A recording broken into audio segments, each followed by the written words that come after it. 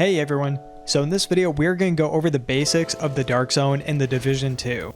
So if you're new to the game, still working through the campaign, or if you just haven't gone into the Dark Zone yet, then this video should be able to give you a solid understanding of just how the Dark Zone operates in the game.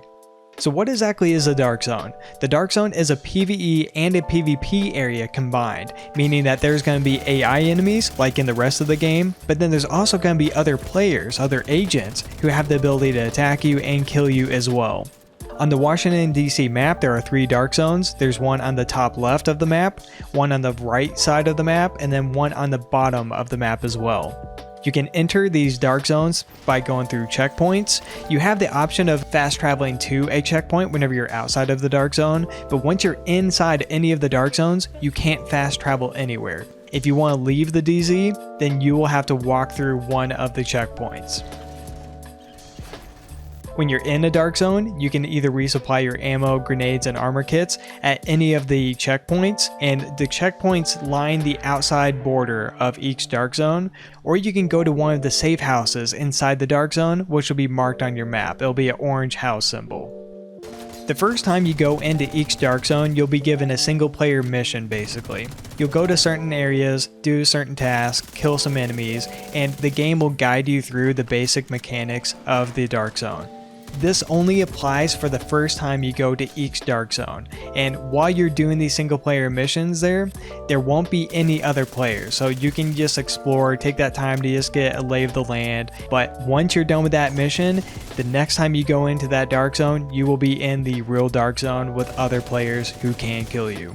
Any loot that you acquire while in the Dark Zone will be considered contaminated, and you'll have to extract it before you leave that Dark Zone. And being contaminated just means that it won't go into your inventory, you can't equip it or use it, or you can't put it into your stash until extracted. To see the contaminated items that you have on you, open your inventory screen, and then there will be a tab that says contaminated. There's a couple different ways that you can get loot from the Dark Zone, and the first we'll go over are Dark Zone chests. So Dark Zone chests, you have the option of opening them using Dark Zone keys, and you can get these keys by just completing activities in the Dark Zone, or you have the option of picking them open. But if you do pick open a chest, then you are given a rogue status for a limited amount of time. Here in a minute, we'll go over what being rogue means. You can also get loot by clearing enemy landmarks in the Dark Zone. Landmarks are just areas where enemies spawn and hang out. If you kill a couple waves of enemies and then defeat the boss at the end, you'll get some loot to drop, just like at the end of a mission in the Light Zone. When a player engages a landmark in the Dark Zone, then every player in that Dark Zone lobby is going to be notified. There are also supply drops occasionally, and it's the exact same as in the Light Zone of the map. Basically, it's just an orange crate, there's enemies guarding it, and you'll have to kill the enemies and loot the chest before the time runs out. Lastly, there's material containers, just like in the Light Zone of the map, and they just hold basic materials that you use to either craft items or upgrade your equipment. If you die at any point in the Dark Zone, whether you get killed by another player or get killed by just an AI enemy, then you're going to drop your contaminated loot.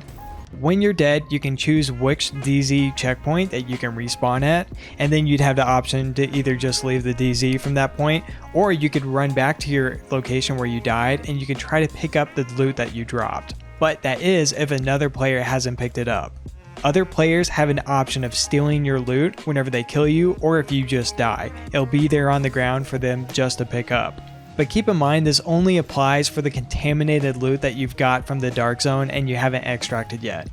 Once you have contaminated loot on you and you want to get it out, you'll have to find an extract location. Each Dark Zone will have multiple extract locations, and they're marked by orange arrow symbols on the map. So go to one of those locations, then call for an extraction. Your character is going to shoot a flare into the sky. It's the exact same as whenever you're calling for backup, whenever you're taking over a control point. At this point, a couple enemies are going to spawn. There will probably end up being a couple waves of enemies over the next minute and a half while you're waiting for the helicopter to arrive. And there will be a timer on the top of the screen counting down to when that helicopter is going to arrive. Once the helicopter is there, it'll drop a rope, and then you can attach your contaminated loot to the rope. And then a new timer is going to start, and then it's going to count down to 0. While it's counting down to 0, you need to stay there and you need to guard your loot. There will be more PvE AI enemies that spawn in, but then also you need to watch out for other players, because other players who are rogue, they can go up to the rope and they can cut the rope and they can steal your contaminated loot. Lastly, you can find ammo boxes at each extract location, which is going to be useful since you're going to be fighting waves of AI enemies and possibly other players as well. Now let's go over what it means to be a rogue agent in the Dark Zone. Players can go rogue by holding a button on their keyboard or their controller for about a second or two, then you're given the rogue agent status. I think I have mine bound to X on keyboard, but I'm not sure what it is on controller off the top of my head. Another way of going rogue is to pick open one of those Dark Zone chests I mentioned earlier. And the reason for going rogue is you have to be a rogue agent. You have to have this status if you ever want to do damage to another player.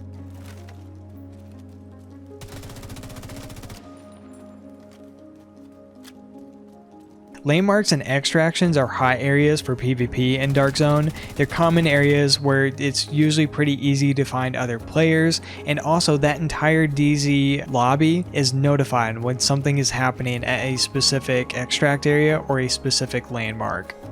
One thing to keep in mind is rogues are commonly found outside of checkpoints because they want to try to get an easy kill on someone who's just entering into the Dark Zone and not really ready for a fight. You level up your Dark Zone rank by completing tasks or activities inside the Dark Zone.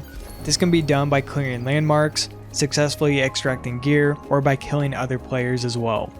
Leveling up your Dark Zone rank will allow you to choose from a couple perks or bonuses from the Dark Zone vendor on the second floor of the White House. Next, I'm not going to go into a high amount of detail on this, but I want to give a brief overview of what the PvP meta is in the game right now. So right now, high RPM ARs and SMGs rule the meta, and then whenever you add in a shield, that is an incredibly strong loadout to run right now. Also, you're going to run into a couple people who run marksman rifle builds with a heavy focus on headshot damage, and they can be really dominant as well from a long distance. Just for reference, if you run into a player who's running a really meta build, they're going to kill you easily within a second. It'll be insanely quick and you won't even have time to respond really. Is the Dark Zone worth it? And in terms of loot, it is absolutely not worth it at all. The loot there is no different than just in the Light Zone. You're going to get a ton of just average to bad rolls on gear. Even if you're using the targeted loot map that has, maybe there's only a specific item that you're looking for, like an AR SMG that is only available to grind in that Dark Zone, there's still not a reason, because you could just run the summit, because for the summit, you have the option of selecting your own targeted loot. You can pick whatever loot in the game, at least for brand sets or gear sets or weapon types, that you want to farm for the summit. So in terms of loot, the Dark Zone is not worth it in any way, shape, or form. There's a couple aspects of the Dark Zone that I didn't cover in this video, but with the info that I did go over, I think you'll have a solid understanding of how the Dark Zone operates in the Division 2. If you have questions about the game or the Dark Zone, leave a comment and I'll definitely either answer it or I'll do my best to help out if I can. And quickly before the video is over, recently I made a Discord server for the channel. If you want to find other people to team up with, then the link is in the video description below and anyone is welcome to join. So finally, thank you for watching and I'll see you in the next video.